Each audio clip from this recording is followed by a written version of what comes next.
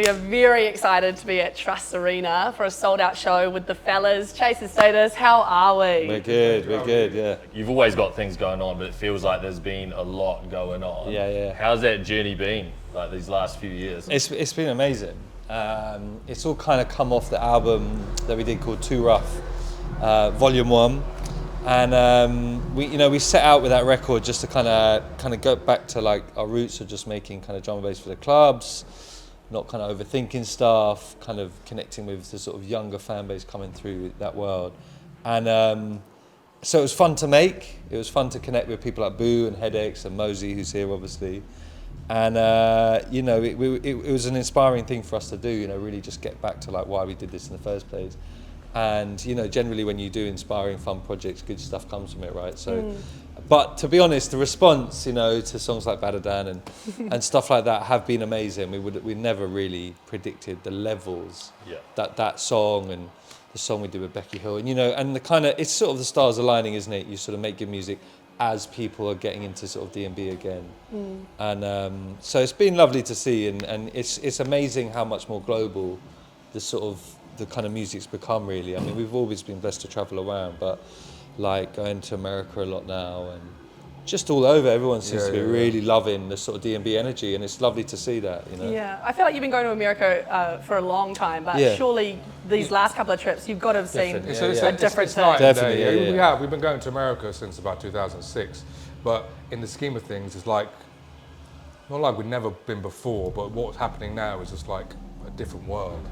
What's happening now everywhere for us in America and Australia, New Zealand, is how it would have been like No More Idols times for us in the UK, all that kind of like movement and all the kind of venues and the capacity changing.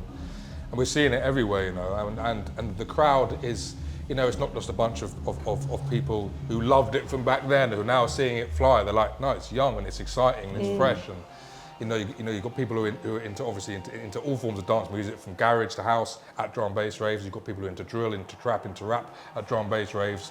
It's like a melting pot right now, and it's just feels like a really exciting time for it. Yeah, totally. I was going to say, we've got, Ruff Volume 1. Yeah. Like, surely that alludes to a Volume 2. So No, you leave it open and see what happens. Yeah. Exactly. It's kind of, that was sort of the idea of just giving it that kind. It was really, we wanted it to make it feel like a kind of mixtape, more for our own like mental kind of just have fun with it, not have that pressure of, albums sound so serious, don't they? Yeah. So we just called it Volume 1 because that's a very mixtape thing to do. But now it's done well. It's like, oh yeah, maybe just do Volume 2. Could be a cool vessel for just a whole bunch of dancehall tunes. Yeah. But the funny thing is, with all these tunes that we've had the success with recently, from Badadan to Liquor and Cigarettes to Selector to Disconnect, every single tune was written just for the dance floor and for us to play out on a Friday, and hopefully Andy will play and Headaches will play and Fabio and Groove Rider will play and the scene will play basically, and that's all it was meant to do. Maybe hopefully get a wheel up. Oh, Andy wheeled up yesterday, that's cool. Wicked, that's great. And it's kind of like number 5 in the charts for months. It's like, all right, that's a bit odd, but it's amazing that things that were just meant just for this purpose, that's the music that's really gone clear. Club culture. Was it almost like a head nod to yourself, being like, that's why you started creating music, was like, let's have some fucking fun. Yeah. And now you're like, we can still do that, and it's like so wildly popular. Yeah, and we've been blessed to have quite a long career up till now. We've had a few albums, and we do kind of go between different styles, and we try not to sort of do the same thing twice with records and stuff like that. And I think we'd just come out of doing what came before, which is a bit of a deeper album maybe than Ruff, definitely. It was a kind of album that came out of COVID, so we weren't really touring. No one was touring, right? We were kind of weren't in the room wrote together that in our either, bedrooms basically. Go back and forth. Yeah, and then just coming out of COVID, it was like, what? Let's just write a record that is about that energy of just escapism, having fun. And it is, and I think we're not the only ones that wanted a bit of that, and I think that's why drum and bass as well. I think people are looking for something new from dance music, and obviously the house and techno world is huge, but I think the younger generation is looking for something a bit more rebellious and a bit more edgy, and and it's cool to be representing a scene like that. Yeah, and Too Rough actually it's the first record we've done where we have played every single track like in our DJ sets. And that's quite important for us, is because it always gets down to a fact like, you know, how big is a tune or how much we like a tune. It's like, well, if I'm not actually playing it in the set, that's kind of that's a sign, you know. Whereas every single track on that album we've played multiple times in clubs, and they were all made to have as dubs to play out that no one else can have, and then it just turned into a tape really. So, yeah, it's good. I love that. Congratulations, the Brits. Oh, thank you. That was such a cool moment to experience on the screen. Like, we were just so gassed for you both. We were so gassed for your whole team. Thank we you, just know that that's, you know... Yeah, they're a great team behind us. Like, doesn't that mean so much for drum and bass? It means so much for UK music. Like, there's just... Yeah, there was something really cool about seeing you both up there and getting Producer of the Year. It was nice. We kind of wanted to go up there and wave the flag, you know, for D&B and for everyone in the scene, you know, from literally everyone that's supported this sort of. It's a real community, drum and bass, you know, and globally, you know what I mean. Everyone knows everyone, and so yeah, for us, it was not just about us. It was just about this is what we're representing, and it's on that level now. But it was nervous day. Like obviously live TV. Yeah. You know, there's a lot of people. There's a lot of like excitement. You're doing this sort of massive awards ceremony. You got to perform as well. There's like choreographers, makeup artists, producers. Everyone's freaking out about the light.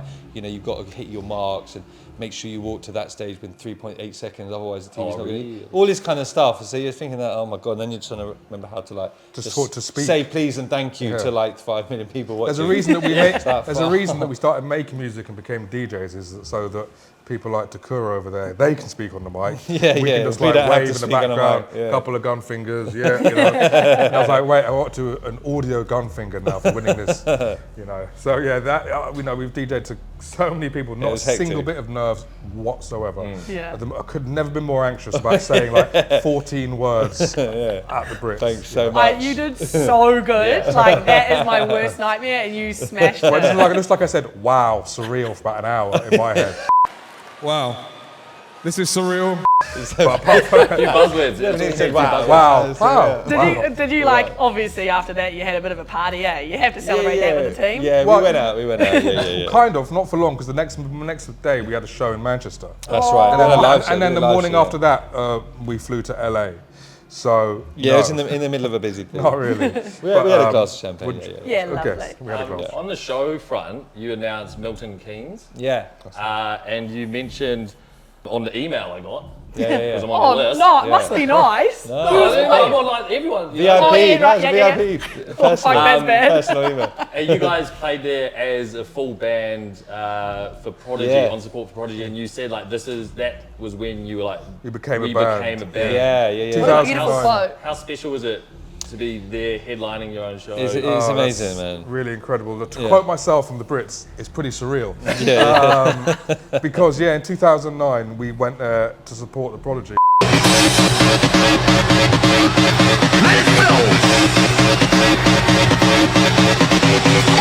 To be totally honest, often when you're supporting a big act somewhere, you really feel like, you know, no one's there to see you at all, and you're just there to like killing time, really.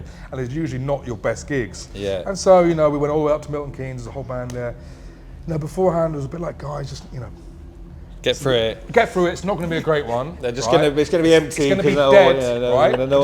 Just imagine it's full, right? We're going to have a great time. Listen, we're on the Prodigy. What an accolade! Come on, you know. Everyone's like, "Yep, just set yourself up for this massive fall." All good. Open the curtains. 60,000 people there, and we realised, well, okay, this is a little bit different to what I've been waffling around, and it became like an incredible show for us. We became a band, really, and it really like forged the rest of our careers as a live entity. And so, fast forward to today, to be able to do our own show there, it is really incredible. Means a hell of a lot, and to bring the lineup, we're bringing people who mean a lot to us as well. In the music industry, from Andy C to Cass is Dead, people we've got real history with. It means a lot, man, and it's definitely a moment that we'll not forget. I have to ask about the Eastern Jam VIP. Yeah. Or the Eastern Jam, I don't know, the Eastern Jam wubby as little thing you've got going on.